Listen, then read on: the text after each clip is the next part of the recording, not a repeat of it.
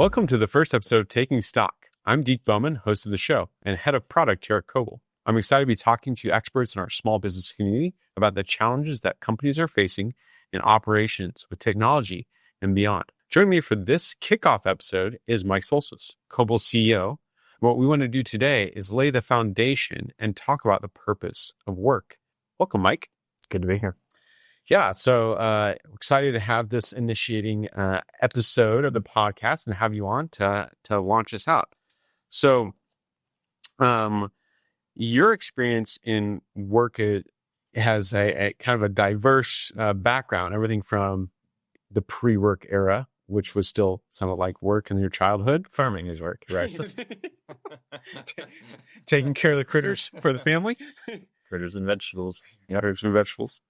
But also you have this run in your career, not just here as a CEO, but in a prior life as a CPA, helping businesses with their operations and financials.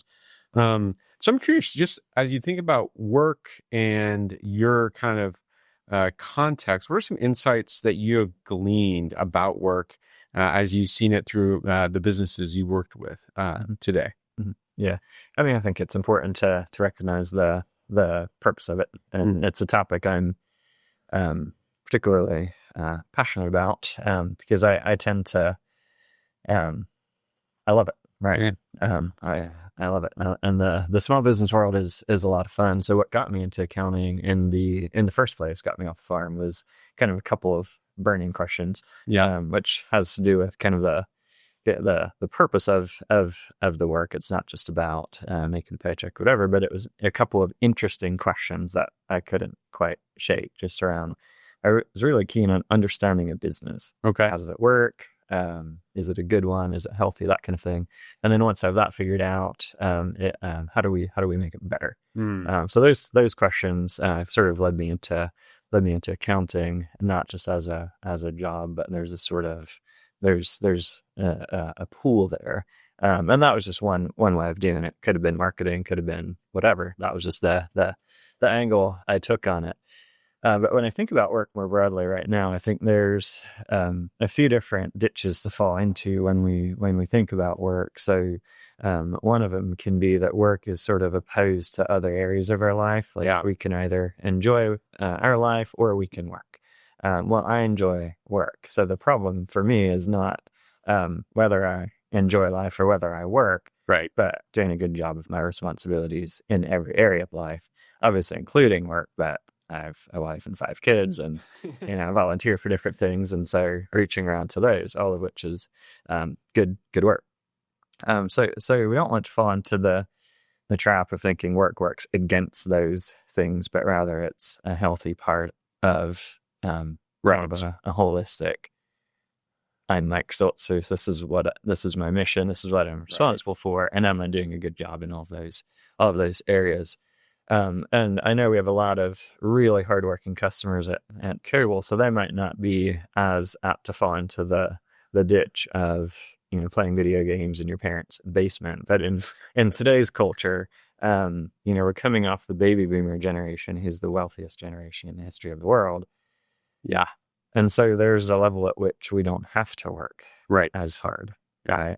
Rewind a few hundred years, we had to work a lot harder to put food on the table than we do today. Right? We work just as hard, but in different ways. And it gives us options, and it gives us options to be lazy. Yeah. So I don't like, especially for young men, I don't like to give them options to be lazy. Yeah. So we want to avoid that of not working enough, not seeing the purpose of it, not seeing the value of it. But of course, the objection from the hardworking segment is going to be, well, if work is good, and it's really fun and interesting, and I see the value, I see the benefit to the customers, the employees, the community, why don't I just do that 20 hours a day and sleep 4 hours, right? So we don't want to fall into real irresponsible workaholism, but that's sort of the dark side of work at the expense of those other areas of life. So how do we avoid the ditch of not working enough or working at the expense of those other things? Yeah, you're hinting at least, and I think we'll unpack this more as we talk, this theme of what makes a holistic person. And when you're creating this false dichotomy of work is either good or bad, or like work as opposed to something else, I think of something like some people hate cooking, and cooking feels like a chore, but I love to cook. And I love blessing people through making food, so it's hardly a chore, it's a joy. And it's just that positional place where you put it and how it fits into the ecosystem. Maybe we should dive into that. What are some of those dichotomies that you see in it? So you kind of position this idea of this extreme of you either don't work, you're lazy, or you're a workaholic. But what are some other false dichotomies we have around work that you've encountered, just in culture and society, you've managed people here and then other firms?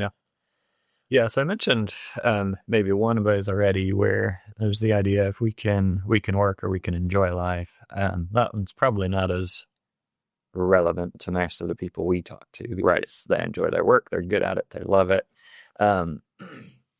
Something that might be more of an issue we grapple with is as Christians and working in Christian communities, and our customers, many of them are there as well, is what's the value of my for-profit small business work in that job, managing, leading, growing that, building the best ag equipment or the highest quality construction components we can, right?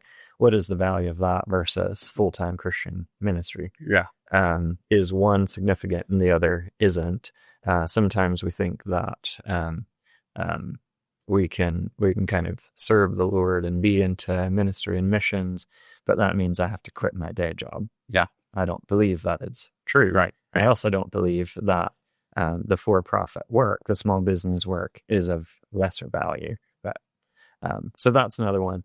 I think more broadly though too, there's just the overall sort of concept of I can be successful or I can be significant. I can do work that has significant value to others, to the community, or I can work. And that's one that can be a little bit subtle. I read a book a couple years ago by Bob Buford. The book's called Halftime, and he talked through his own kind of experience with that when he reached about middle age after building very successful sort of group of businesses. And then realized that he feels very successful, but he felt like he missed out on some elements of significance. And so as he faced the second half of his life, he kind of shifted gears into more philanthropic kinds of things, but which is good. But I think there's a little bit of a subtle false dichotomy there.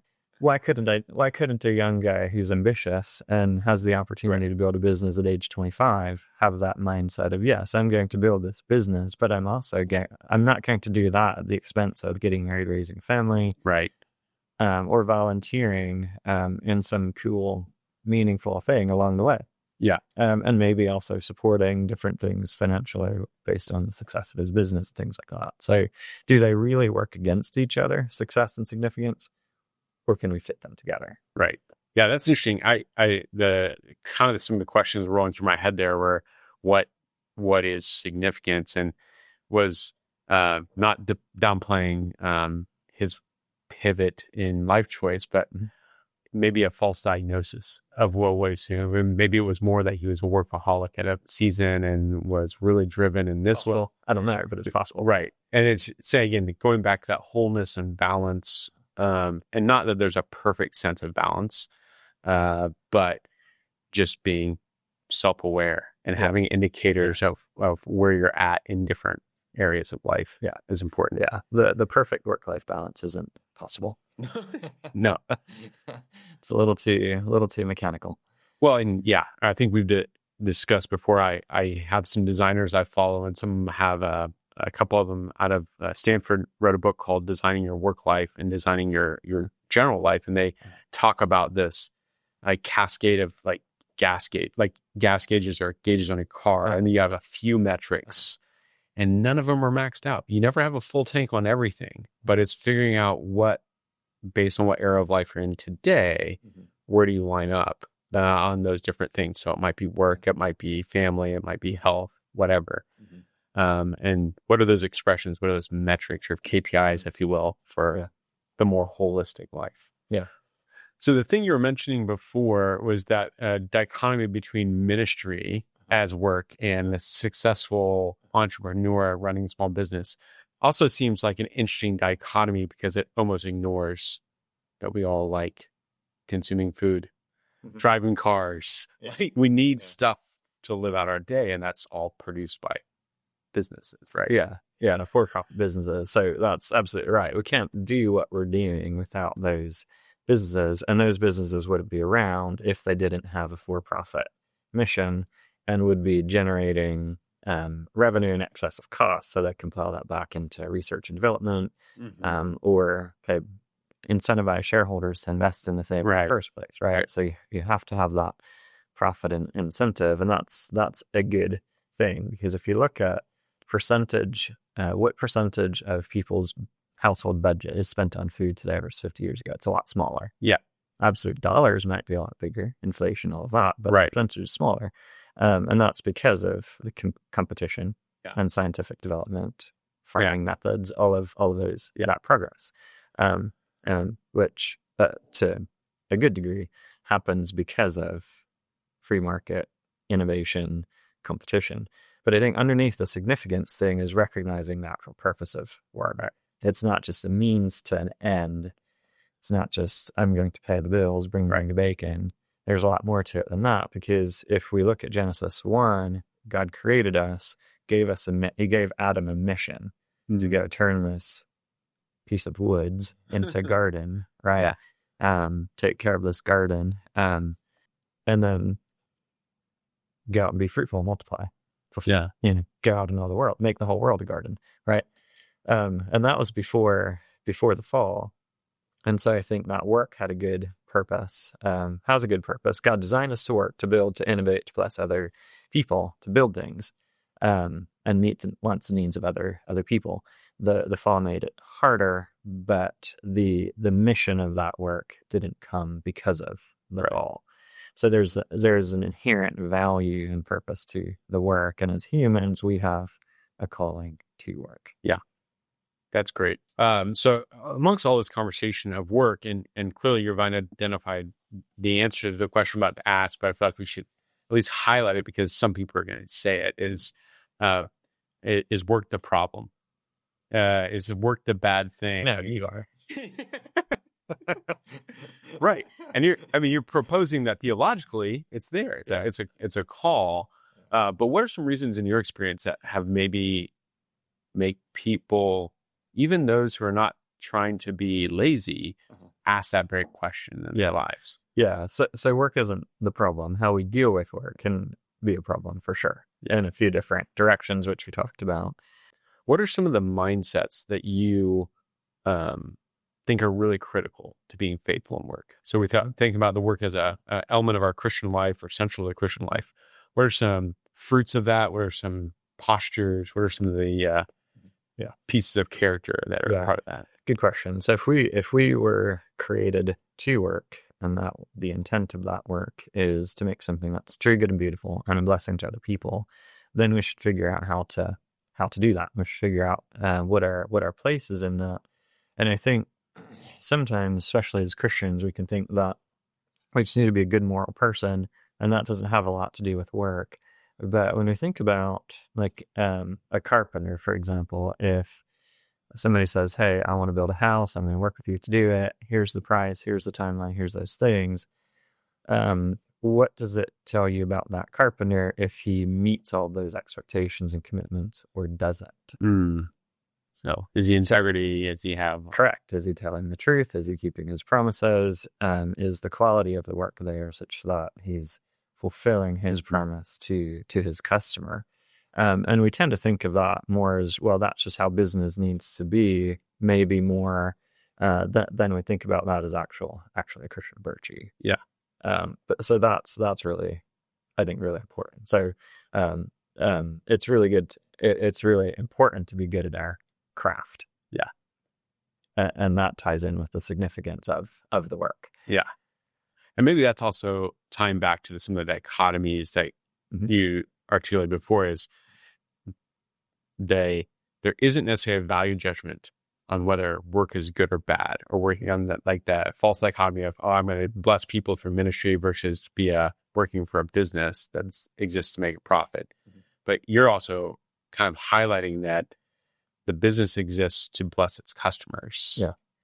But a business doesn't have to do that. And that's part of the character of the people running the business, which is important in terms of the virtues there. Yeah.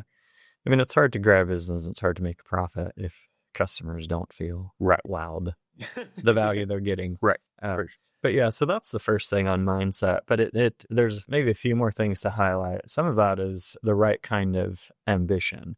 Because if the work is good and the issue is more the problems are more in how I deal with that work, then good work sort of asks for a drive or ambition. Like, where's the hard work going to come from?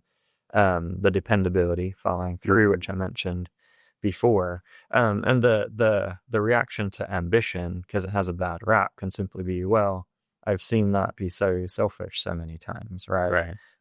So the way to think about that is simply it's an ambition for the benefit of others, not an ambition first for my own benefit. There's also risk taking with time, with effort, and with capital as an entrepreneur. So whether you're an employee or a capitalist entrepreneur, there's an element of risk, right? Because if you're a warehouse manager and you see a promising young employee who can take that position, and you can move to a different role and do greater things elsewhere in that company, there's a risk in that other person saying yes to running the warehouse now after doing a good job just doing some shipping, receiving things for 3 years. Because I could fail, right? You approach me with that ask, that opportunity. I could fail in doing that. So I have to be willing to fall on my face a few times, and it's a learning. Be willing to learn. Be willing to fail, and just see that as a good, necessary process. Now, with the right kind of ambition, we're more eager to take that on. So that's great. Some of the concern or hesitancy comes because, well, can I follow through and do a good job? So the dependability comes out again. Yeah. But underneath that, there's got to be a tolerance for some level of risk. Yeah. But the higher the motivation, the higher the tolerance for risk, right? And there's humility that comes along with that of just, hey, if I mess this up, let's fail forward, right? And the willingness to do that. And some of us, well, we don't enjoy being embarrassed. Like, who really does? But the reality is, we all get egg on our face sometimes, and that's part of the growth process. So there's a and the growth process really matters, because I do believe that work has inherent dignity and value because God created it and He called us to it. He also called us to leverage the talents He's given us in that work and double them over time, get a return over time. So complacency is kind of always the bad guy in the room. Whether we're 30, 40, 50, doesn't really matter. So the continuing appetite for risk, the humility, and the willingness to go out there and try new things, take risks, take the stage, really, really matters.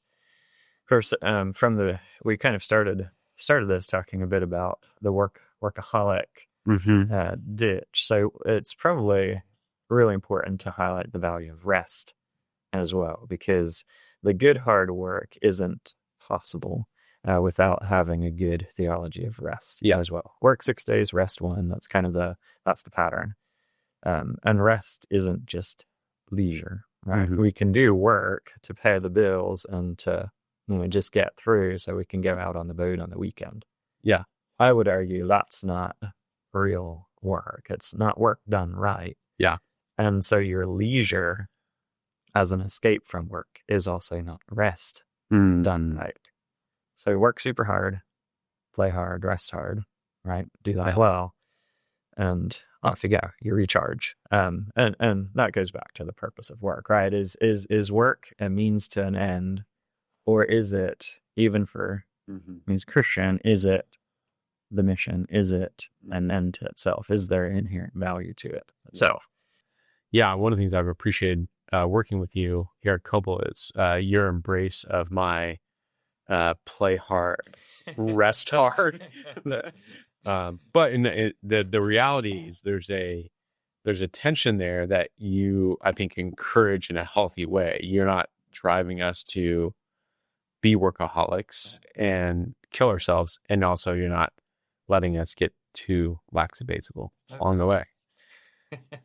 What can you talk to me a little bit about growth? Because my journey here at Koble has been one of, I think, really fun, interesting growth. And I started as an implementation consultant, and now I'm the head of product. And that's in no small part to how I think you think about a value of being of work is growing our capacity, our skills, and our development. So how does that fit in these kind of mindsets of work? Yeah, I'm going to figure out where you're called. What are you good at? Yeah. What is somebody willing to pay you to do? And what do you love doing? Yeah. Right. And if you can find a job where work that's at the intersection of those three things, right? What am I passionate about? What I love doing? What's somebody willing to pay me to do? Yeah. Then you're in a good spot to double your balance because you're working in a world that you care a ton about the work and the impact of that work. Yeah. So it makes everything a ton easier. Who wants to grow in something silly boring? Yeah. Not me. Right. It's silly boring. I want to get out of that and go find something more interesting. And it kind of sets the foundation or the environment to more naturally work hard because we love it and we see the value of it. And it's the learning and growth. That process is, we're more okay with it also because we love it. Yeah. And we kind of get this sense of we're doing what we're made to do, right? I think about the movie Chariots of Fire sometimes, and Eric Liddell had these tense conversations with his sister in particular about going into missions. Like they were a missionary family. Yeah. He was an incredibly fast Olympic runner. Mm-hmm. And his response as he was grappling with this was his response to her was, when I run, I feel the pleasure of God. Mm-hmm. Now he went later on to be a missionary. But for that season of his life, he was called to be an athlete. Yeah. What would you say to people who might be listening or watching the show that don't have that trio of factors, right? Mm-hmm. They don't know where they're called, or they don't entirely know where they're passionate about, or where their curiosity comes alive yet. How would you advise somebody who's probably maybe on the earlier side segment of their work life, who's trying to navigate and maybe feels more of a slog sometimes in the work because a couple of those variables haven't been kind of sussed out? Yeah, I think the first thing is be committed to figuring out what that calling is and pursue it. So the motivation and the direction is there. God loves to draw straight with crooked lines, right? So you might work through a few different positions or a few different even entrepreneurial ventures to figure out what that thing is, but that's okay. 10 years later, it'll probably make sense how those things fit together, but it doesn't at the time. So that would be the first thing, is actually be committed to figuring that out, because that's how you're going to have the greatest impact over time. And be willing to then with that, be willing to make the changes if you find yourself in a spot where this is not getting you there. So there's a sort of curiosity, I think, that needs to be underneath commitment. Curiosity that needs to be there. But if God wants you to do great things, He's not going to make it easy. Yeah. He's going to make it hard. Yeah. And a lot of times the reward of doing a good job is there's a bigger, greater, harder challenge in front of you. Yeah. So that's an obstacle to be overcome. It's not by default, oh, this is hard, therefore I need to go do something else. No, this is hard. Oh, maybe this is what I really need to figure out. Maybe this is really what I need to be doing right now. Yeah. Yeah, that's good. Yeah, I want to pivot to Koble and the Koble culture. So you've been, you're the CEO here. You jumped in some years ago. How does this conversation, this mindset about work inform Koble and the Koble culture, how you lead and develop the vision for this company. Yeah, I mean, there's sort of the obvious living out of our values at work. When you look at how we hire employees, what kind of growth opportunities we give them, the coaching, professional development, team week, things like that. Our core values of honoring each other, iron sharpening iron, all of that fits together, I think, really nicely. But I think maybe even more fundamentally, when we look at an organization when we look at Koble as an organization who recognizes the value of the work our customers are doing, and we care about that mission, we care about the communities they're part of, and seeing them serve their customers well, see their employees thrive at work, and seeing a positive, broader community impact coming out of that.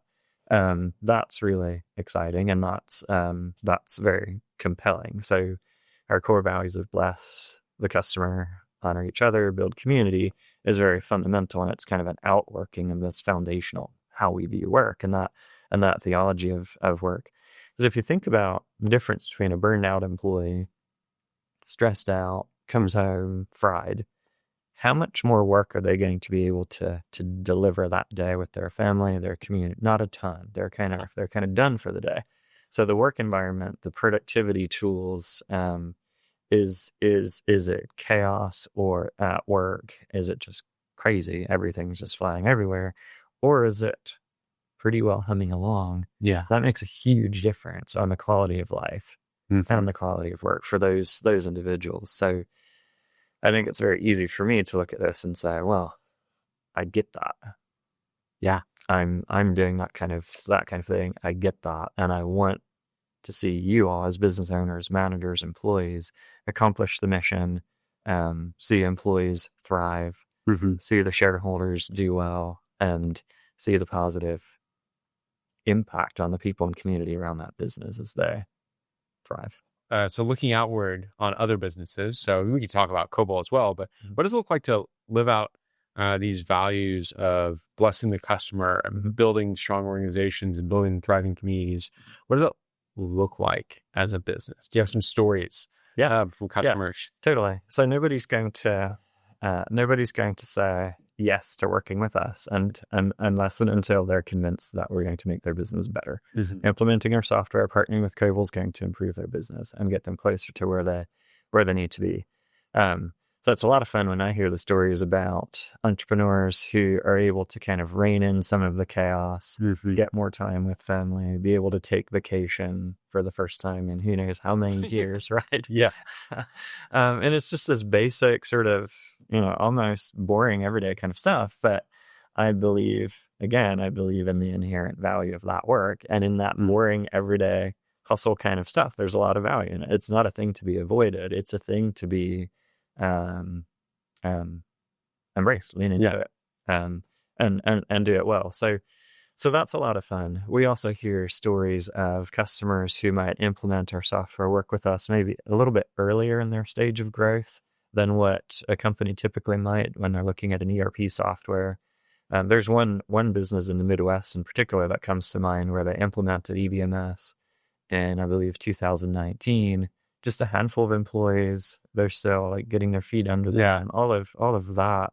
And they grew 40-50% a year for a number of years, from 2019 to present. And for 3 or 4 years, they didn't need to hire a single additional employee because they had that system in place. And so what's the impact of the work? Yeah. And that's one of those stories where it's more obvious, or it's more clear in hindsight what that impact was. And that's super cool. That's what we're in business for, is to make it easier to manage and grow those businesses. But then there's things like data visibility, right? Do we have different departments in the business? Do we have manufacturing, service, sales? And what's the level of clarity, the visibility of those departments? How are we doing in the revenue growth, the efficiency, the profit of service versus the manufacturing? And we have the tools that create that visibility. You can separate out those departments and you can roll them up for the holistic view of the company. Yeah, great. Works seamlessly. Same kind of thing with companies who are expanding into multiple locations. Yeah. I've sat down with entrepreneurs and managers who told me that implementing EVMS revolutionized their business, and they could never have grown to 5-6 locations Wow. Okay. without that kind of tool. Mm-hmm. That's awesome. So I love it. I look at those stories, and that's what we're going for. Mm-hmm. Not every story is quite that vivid, Right. before and after picture, and that's okay. But that's what we're going for. And if we aren't creating that positive impact, if we aren't bringing about that kind of change, and working with us does represent a lot of change, then we're not accomplishing our mission as Koble. Yeah. Correct. Why would you spend $10,000, $5,000, Mm-hmm. $30,000, whatever it is, right? Yeah. On this partnership, if you won't, unless you're convinced that you get, as a business owner, you get a really good return on investment on that. Yeah. So you talked about kind of the value customers that we have gotten from ERP. So maybe real quick, if you could kind of give your response of what ERP is, like what is this thing that we deal in at Koble, and then a follow-up question will be, what type of businesses do we typically work with? Mm-hmm. What's our sweet spot? So ERP is this $10 word for $2 concept, right? Right. Enterprise resource planning, which is just a bunch of jargon. But basically, what ERP does is it helps connect all the different facets of a business into kind of a central repository of data into one system, right? So the left hand of the business knows what the right hand is up to, Mm-hmm. and they're coordinated because you're running your sales process, sales order entry in that system, and that flow connects with your purchasing, with your inventory or your manufacturing, warehousing, production process. Those things all connect, and underneath that whole framework, there's integrated financials. Mm-hmm. So you can see your pending orders, you can see pending purchases, you can see your inventory, your costs, your margins at a pretty granular sort of way, even as you grow. Whether you have 100 items in your product catalog or 200,000, you now have a system that allows you to track your costs, your margins, group those items. You can assign them to different departments and kind of rein in that complexity by having one source of truth, integrated holistic system from end to end across your business. The goal is to be able to get past that growth ceiling that the business is typically in, where it's stressful, business is fragmented, you're just yelling across the hallway to get the information you need, or it's sticky notes, right? And at some point you're just pulling your hair out because it's like, we've been scrappy, we've got to this point, awesome, but what we're doing today isn't going to get us to where we need in the future. Right. And then that's when it's worth starting to talk about a different system. Most of the companies we work with are in some type of manufacturing, so hydraulic cylinder manufacturing, ag equipment, furniture manufacturing, lots of discrete hard products, right? Those kinds of things, or different types of distribution type businesses, and some others, but those are kind of the main ones. And distribution is very broad too, just like manufacturing. So you can go from building supplies to, you name it. Food. Seeds. Yeah. Agricultural seeds. Yep. Lots of similarities in the business model, and then certain unique nuances to the type of product and customers they're serving. Yeah, those are both businesses or business models that it's not uncommon for people to build their own bespoke or unique systems for each of the areas. And that growth ceiling you mentioned shows up when the redundant manual entry gets overwhelming and or mistakes show up. So that's where the ERP comes to life.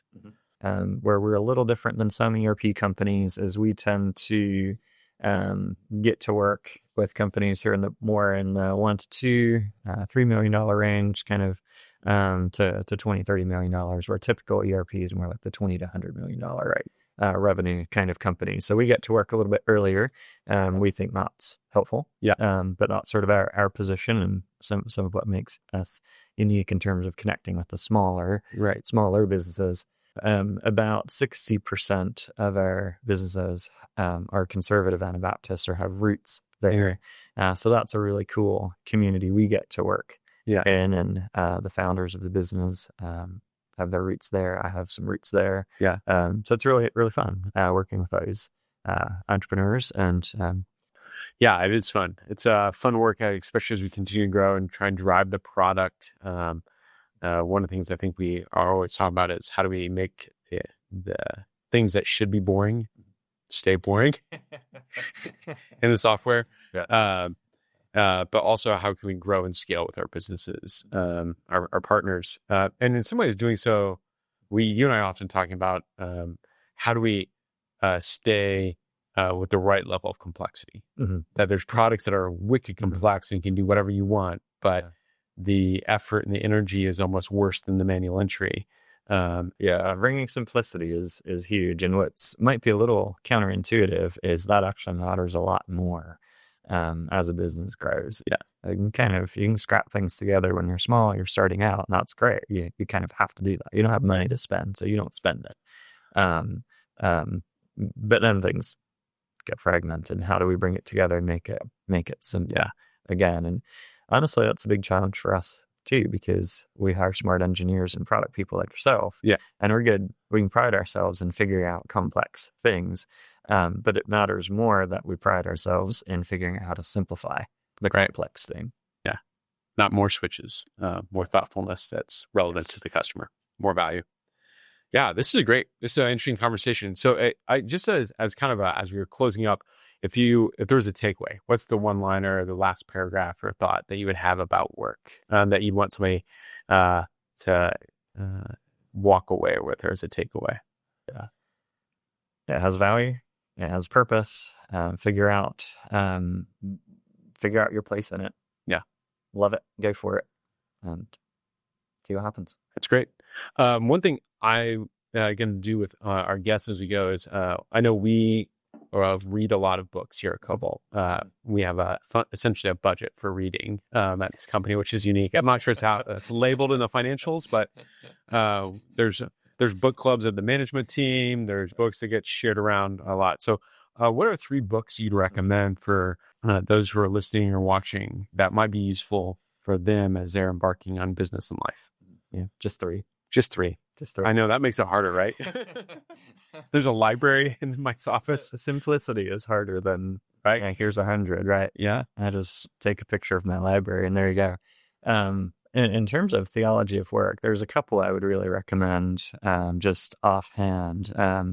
One of them is really short and sweet, more of a booklet almost. It's called Why Work? By Dorothy Sayers. That one's really good.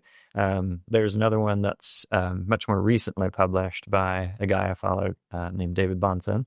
He wrote a book called Full Time. And it's sort of unpacking his theology of work, and I connected a lot with him. He works really hard, but he tries to also be faithful in those different areas of life.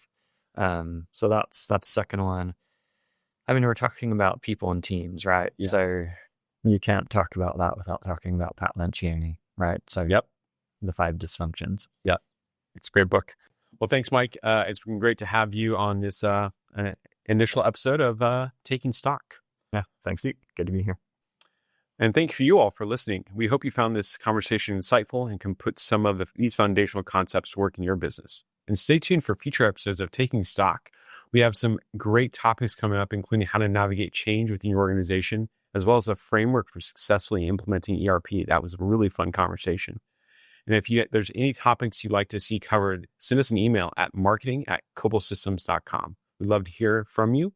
And thanks again for tuning in. Here's to a better business, more productive teams, and stronger communities.